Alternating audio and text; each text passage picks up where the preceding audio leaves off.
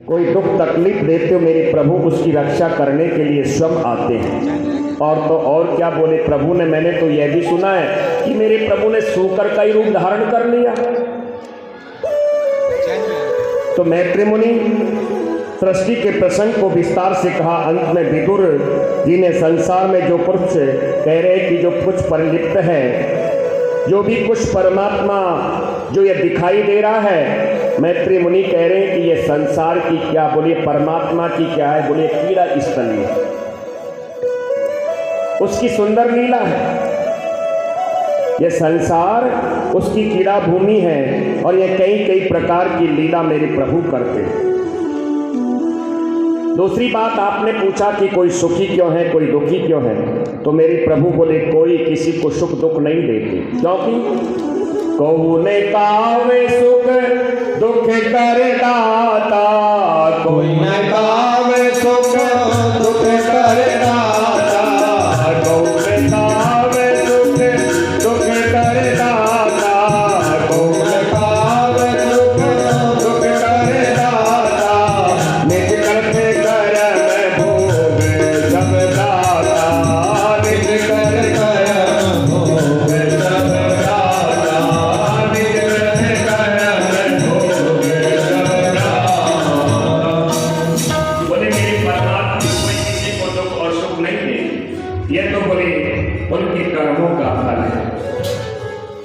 तीसरी बात आपने पूछा कि परमात्मा अपने भक्तों को बचाने के लिए अवतार लेकर के आते हैं।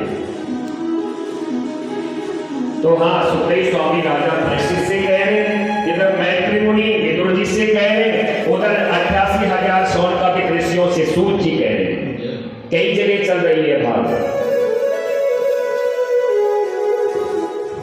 तो मैत्री मुनि कह रहे विदुर जी से, सुखदेव स्वामी कह रहे राजा परीक्षित, वेदों के अनुसार जो व्यक्ति कर्म करता है,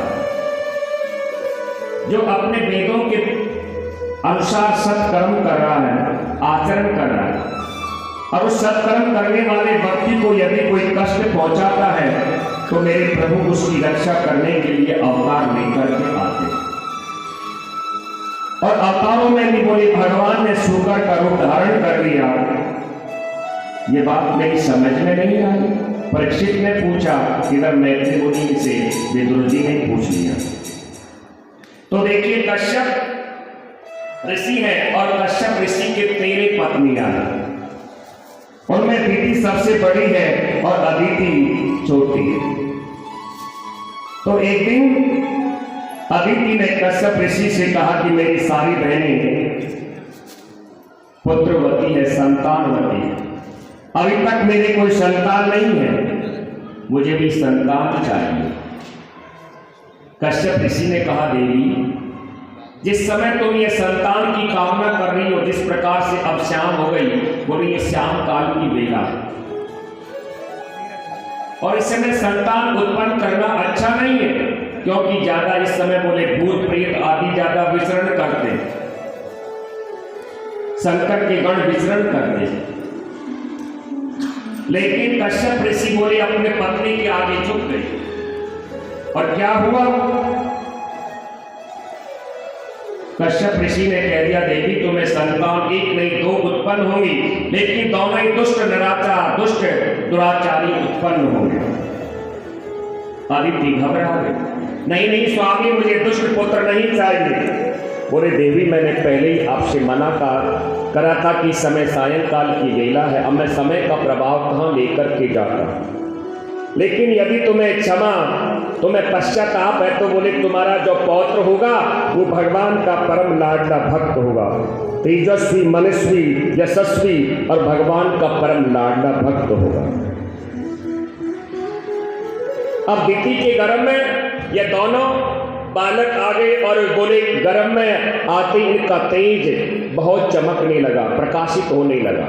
देवता घबरा गए, जब गर्भ में ही है तो इतना प्रकाश कर रहे हैं तो बाहर निकलने के बाद में क्या करेंगे।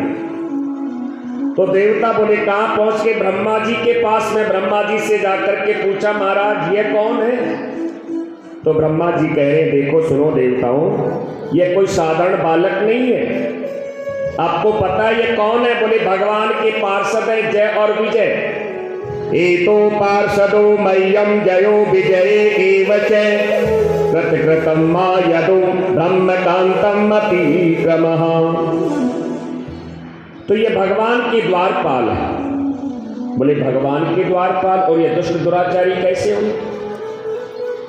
सुखदेव स्वामी कह रहे राजा परीक्षित क्या हुआ? बोले एक बार भगवान के जो पुत्र है, प्रथम अवतार है भगवान का, सनक सनंदन सनातन सनत कुमार, ये चारों भाई भगवान के दर्शन करने के लिए बैकुंठ में गए। तो जब बैकुंठ में चारों भाई प्रवेश करने लगे तो इन दोनों द्वारपालों ने जय और विजय ने इनको रोक दिया। बोले इस समय प्रभु की विश्राम किए, इस समय नहीं मिल सकते।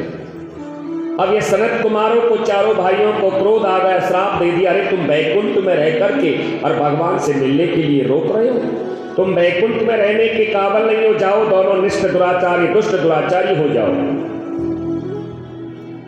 श्राप दे दिया। और राजन बोले बैकुंठ में जाकर के इनको क्रोध आया, इनके अंदर सनत कुमारों को, उसका परिणाम क्या हुआ कि स्वयं भगवान बाहर आ गए बैकुंठ से, आकर के सनत कुमारों को दर्शन दिया। क्योंकि क्रोध आने के बाद में बोले बैकुंठ में प्रवेश नहीं मिलता। अब ये दोनों भगवान के पार्षद जय और विजय क्षमा याचना मांग रही सनत कुमारों से कि 3 जन्म के बाद में तुम्हारी मुक्ति हो जाएगी। श्राप तो दिया हुआ, बोले वापस नहीं होगा। तो ये दोनों जय विजय दोनों भगवान के पार्षद हैं, बोले वही तो दिति के गर्भ में आए हुए।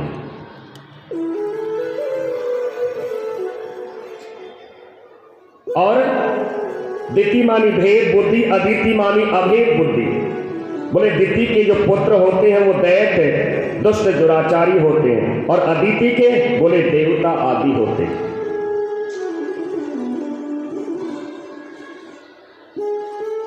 तो ये दोनों ने, बोले दिति के दोनों पुत्रों ने जन्म ले लिया। एक का नाम है हिरण्याकश्यप और दूसरे का नाम है हिरण्याक्ष। हिरण्याकश्यप कहते हैं सज्जनों लोभ को, हिरण्याकश्यप कहते हैं अभिमान को, और हिरण्याक्ष कहते हैं लोभ को। अब दोनों का प्रादुर्भाव हो गया, क्योंकि जहां भेद बुद्धि होगी तो वहां लोभ और क्रोध दोनों तो उत्पन्न जरूर होंगे। तो एक दिन क्या हुआ? बोले ये हिरण्याक्ष है जो आकाश मार्ग से विचरण कर रहा था, और इधर से देव ऋषि नारद जी चले हुए आ रहे थे आकाश मार्ग से। क्योंकि अब की बोले विज्ञान से पहले की विज्ञान बहुत ऊंची थी, लोग आकाश मार्ग में विचरण करते थे। अब तो हवाई जहाज से उड़ते थे, पहले हवाई जहाज नहीं थे। तो आज इधर से बोले नारद जी आ रहे थे, इधर से हिरण्याक्ष जा रहा था। हिरण्याक्ष ने क्या किया? नारद जी को पकड़ लिया, और नारद जी को पकड़ लिया तो क्या हुआ? उसका परिणाम नारद जी से पकड़ करके कहने लगा कि अब तो तुम्हें हमारे साथ में युद्ध करना पड़ेगा। हिरण्याक्ष ने कहा कि युद्ध करना पड़ेगा।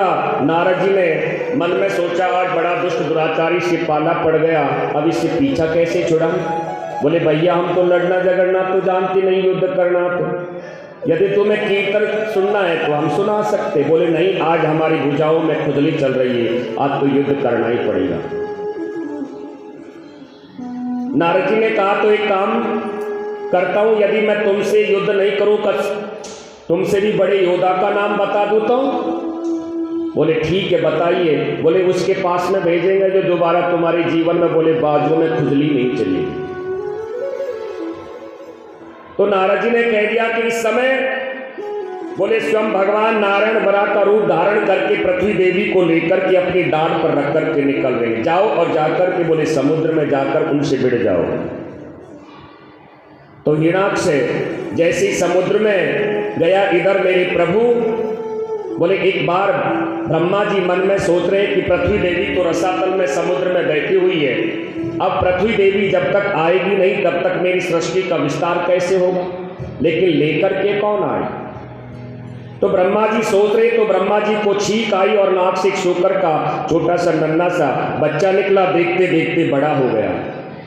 और कह दिया उससे ब्रह्मा जी की जाओ और पृथ्वी देवी को तुम्हारी दाढ़ पर रखकर लेकर के आओ। तो ये वराह भगवान का प्रागट हो गया। बोलिए वराह भगवान की जय। अब ये समुद्र से पृथ्वी देवी को लेकर के निकल रहे। इधर हिरणाक्ष आ गया, दोनों का आपस में युद्ध हुआ। मेरे प्रभु ने, बोले वराह बने हुए भगवान ने आज हिरणाक्ष का वध कर दिया, उसका उद्धार कर दिया और पृथ्वी देवी को डाढ़ में बैठा करके और लेकर के आ रहे।